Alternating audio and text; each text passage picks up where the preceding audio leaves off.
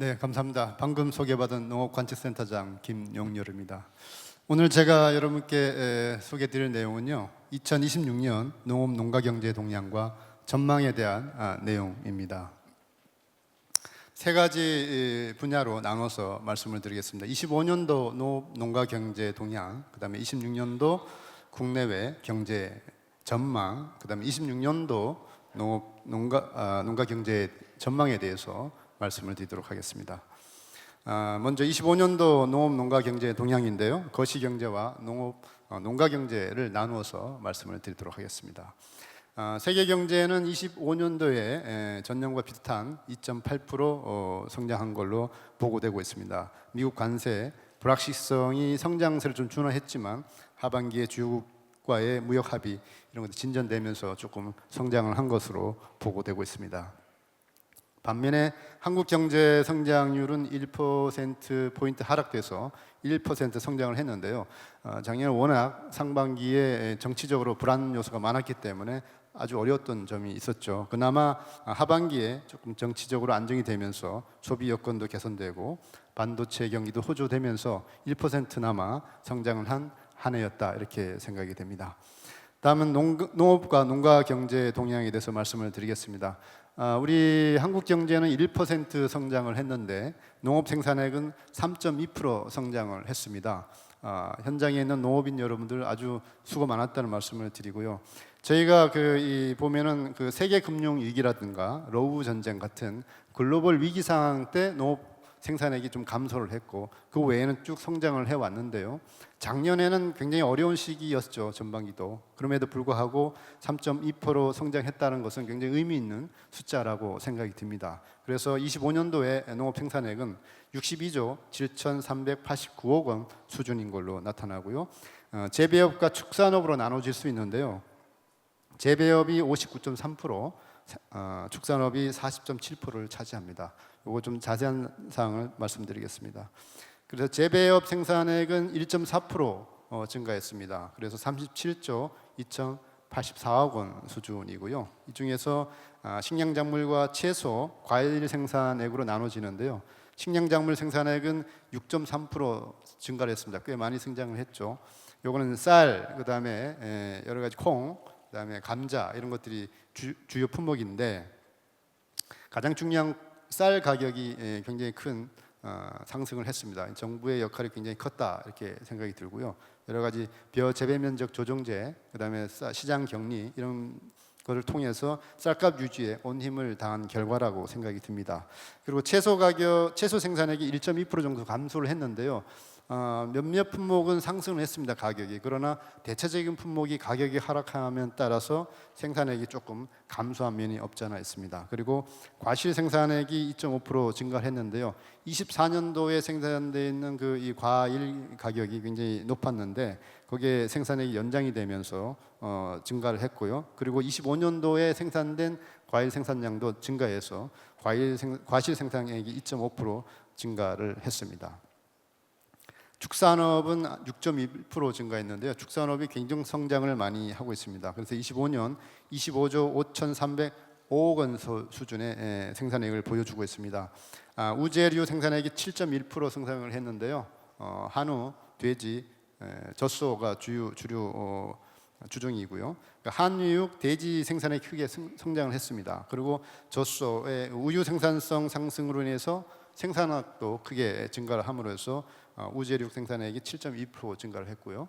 그다음에 가금류 생산액은 4.9% 증가를 했습니다. 유경계 계란 생산액이 굉장히 증가했고요. 그런데 이제 오리 쪽은 조금 가격이 하락해서 생산액이 감소했습니다만은 전체적으로는 가금류 생산액이 4.9% 성장을 해서 전체적으로 축산 생산액은 6.1% 증가한 한 해였습니다. 농가소득을 보겠습니다. 농가소득은 2.5% 증가를 했습니다. 그래서 5,188만 원 수준인데요. 우리가 농업소득, 이전소득, 농내소득, 비경상소득 이렇게 나눠서 보는데 중요한 것이 또 농업소득 아니겠습니까? 농업소득이 꽤 많이 성장했죠. 6.2% 성장을 했습니다. 그래서 아까 앞에서 쌀, 축산, 과일 이런 부분이 성장을 했기 때문에 경영비 대비 총 수입이 크게 성장을 했습니다. 대체로 제가 뒤에서 한 번 더 말씀을 드리겠습니다만은 농업 총수익 중에 경영비가 한 70% 평균적으로 차지합니다. 그게 이제 있는데 경영비 상승보다는 전체적인 수입이 더 증가함으로 해서 농업소득이 증가했고요. 이전 소득은 공익직불금 같은 정부의 지원이 확대됐기 때문에 이 부분이 상당히 기여를 해서 3.8%를 증가했습니다. 그리고 농해소득은 0.4% 증가했는데요. 이 부분은 이제 농촌 지역 경제 활성화 대책, 지역 개발 정책 이런 것들이 많이 기여를 하고 있습니다. 그래서 요거는 꾸준하게 크진 않지만 성장세를 계속 유지를 하고 있습니다. 그래서 0.4% 증가를 했습니다. 농가호수와 농가 인구는 25년에 감소를 계속하고 있습니다. 농가호수는 0.4% 감소를 해서 97만 호를 수준을 갖고 있고요. 농가 인구는 1.1% 감소를 해서 198만 2천 명 수준을 유지하고 있습니다. 중요한 것은 이제 65세 농가 인구 비율인데요. 굉장히 높습니다. 56% 슈퍼 초고령 사회를 유지하고 있고요. 굉장히 큰 문제라고 생각이 되고요. 농림업 취업자 수도 6.0% 감소해서 139만 5천 명 수준을 유지하고 있습니다. 이쯤에서 우리 고령화 비율을 한번 바라볼 필요가 좀 있습니다. 우리나라 총 인구의 고령화 비율은 21.2%입니다. 그리고 농촌 지역은 29.7%입니다. 농촌 지역이 21.2% 수준이었던 것이 2016년이에요. 그럼 한 9년 내지 10년 정도 갭이 있습니다. 그래서 지금 한국의 농촌의 모습은 대한민국의 10년 후의 모습을 보여주고 있다 이렇게 봐야 됩니다. 그래서 농촌 지역에 대한 정부의 관심, 전문가의 관심, 배려 이런 것이 필요하다라고 하는 시사점을 얻을 수 있다고 봅니다. 다음은 26년도 국내외 경제 전망을 글로벌 경제와 한국 경제 관련해서 전망을 말씀을 드리겠습니다. 26년도 세계 경제 선장률은 2.7% 전망이 됩니다. 작년에는 2.8%였는데요. 비슷한 수준의 성장세를 보일 걸로 보고되고 있고요. 중요하게 고려되고 있는 국제 유가입니다. 올해는 작년보다도 조금 더 하락할 전망이라서 배럴당 약 52달러 정도로 유지될 걸로 보고되고 있습니다. 우리 경영비에 굉장히 영향을 많이 주기 때문에 이 부분도 굉장히 저희한테 중요한 요소라고 볼 수 있습니다. 또 중요한 것이 환율인데요. 지금 굉장히 환율이 높아 있죠. 달러화 대비 약세가 전망이 되는데 현재까지는 1,432원 정도로 전망을 하고 있습니다. 그래서 1,400원대가 뉴 노멀이다 이런 말씀도 하고 있는데 시시각각 변하기 때문에 이 부분도 주요하게 봐야 되고 저희가 주로 필수 농자재 같은 경우는 원료 이런 것들을 많이 수입하고 있기 때문에 그런 부분에 영향을 주기 때문에 주요하게 봐야 될 지표라고 판단이 됩니다. 26년도 한국 경제 성장률은 2%입니다. 작년에 1%였는데 그나마 정치가 안정되고 여러 가지 요인이 안정되면서 또 반도체 수출 이런 것도 호조를 보이면서 2% 수준을 보일 거라고 해서 굉장히 긍정적인 요소라고 볼 수 있겠습니다. 마지막으로 26년도 농업 농가 경제 전망을 말씀을 드리겠습니다. 농업 생산 그다음에 농가 경제로 나누어서 말씀을 드리겠습니다. 일단 재배 면적을 좀 보겠습니다. 0.4% 감소합니다. 재배 면적은 꾸준히 매년 감소를 하고 있습니다. 그런데 일부 다 감소하는 건 아니고요. 토마토나 호박 경제성이 좀 있는 품목에 대해서는 재배 면적이 좀 증가하는 부분도 있다 이런 말씀을 좀 드립니다. 그리고 가축 사육 마리수는 0.3% 감소합니다. 크게 감소하지는 않는데요. 우제류는 사육 마리수가 작년과 비슷한데 0.1% 정도 감소하고요. 가금류도 한 0.4% 감소를 해서 1억 9,760만 마리 정도가 유지될 걸로 예측이 됩니다. 다음 농업 생산액입니다. 작년에도 좀 많이 올랐는데 올해도 한 1% 정도는 증가하지 않을까 이런 전망입니다. 그래서 26년에는 63조 3,757억 원 수준이 될 걸로 전망이 됩니다. 이 중에 식량 작물은 1.5% 증가할 예정인데요. 쌀 관련해서 정부가 굉장히 노력을 많이 하고 있기 때문에 이 부분이 많은 비중을 차지하고 있고요. 10조 8,833억 원 수준이 될 걸로 보여집니다. 그리고 채소는 1.6% 증가해서 14조 9,050억 원 수준이 되는데요. 주요 양념채소류, 그다음에 과채류 부분의 생산이 굉장히 증가될 걸로 전망이 되고 있습니다. 그리고 과실 부분도 2.3% 증가를 하는데요. 8조 1,600 23억 수준이 될 걸로 보여집니다. 사과, 포도, 감귤, 단감 등 주요 품목들이 늘고 생산액도 굉장히 증가할 걸로 이렇게 보여집니다. 그래서 재배업 생산액은 2.1% 증가해서 37조 9,822억 원 수준이 될 걸로 전망이 됩니다. 다음은 축산업입니다. 우재류는 조금 감소합니다. 1.4% 정도 감소하는데요. 17조 4,374억 원입니다. 한우의 도축 마리수가 굉장히 많이 줍니다. 그러다 보니 생산량이 감소하게 되고요. 돼지 가격이 굉장히 지금 좋은데 조금 조정을 하지 않을까, 많이 떨어지지는 않겠지만 약간 조정되지 않을까라는 것을 반영을 해보면 이 부분에 한 약간 1.4% 정도 감소할 거로 보여지고요. 가금류는 반대로 1.4% 증가할 거다 이렇게 판단합니다. 그래서 7조 1,689억 원 수준의 될 것이다 판단이 되고, 그래서 도합 축산 생산액은 0.5% 감소를 해서 25조 3,935억 원 수준이 되지 않을까 이렇게 전망을 해봅니다. 자, 농가소득입니다. 농가소득도 한 2.8% 증가할 텐데요. 그래서 5,333만 원 수준이 될 겁니다. 여기엔 농업소득이 큰 역할을 할 것 같은데요. 5.6% 성장을 합니다. 아까 말씀드렸던 대표 품목인 쌀, 그다음에 한우, 그다음에 여러 가지 다른 품목들이, 과실 품목들이 성장을 하기 때문에 소득이 증가할 걸로 보이고요.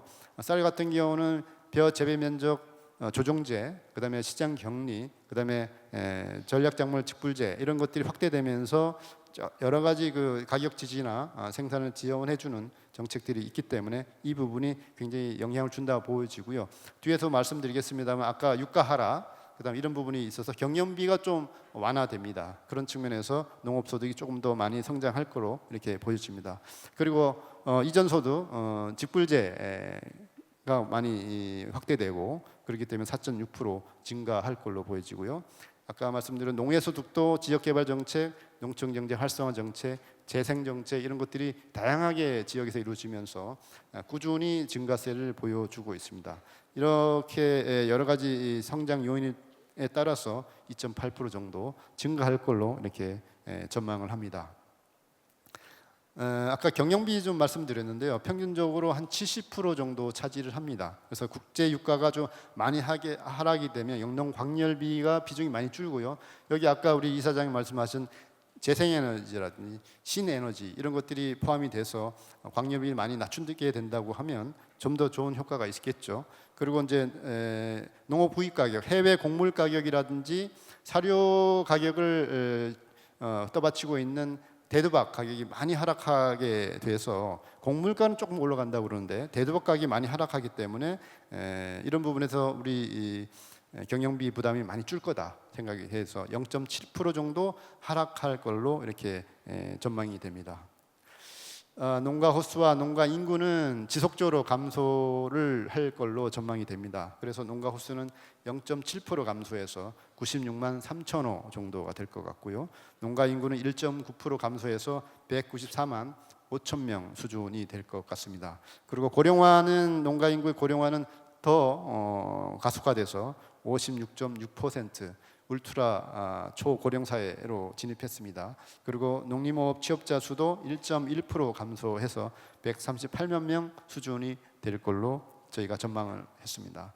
이런 25년도, 26년도 상황을 보게 되면 세 가지 정도 시사점을 도출할 수 있을 거라고 생각이 됩니다. 25년도도 굉장히 쉽지 않은 한 해였지만 올해도 기회도 있겠지만 위험은 상존할 거다 이렇게 생각이 듭니다. 글로벌 환경이 엄중하고요. 기후 변화, 기후 악화, 그다음에 기상 악화 이런 것들이 점점점 심화되고 있습니다. 국지성 폭우, 국지성 폭염 이런 것들이 많이 있다 보니까 여러 가지 어려움이 있고요.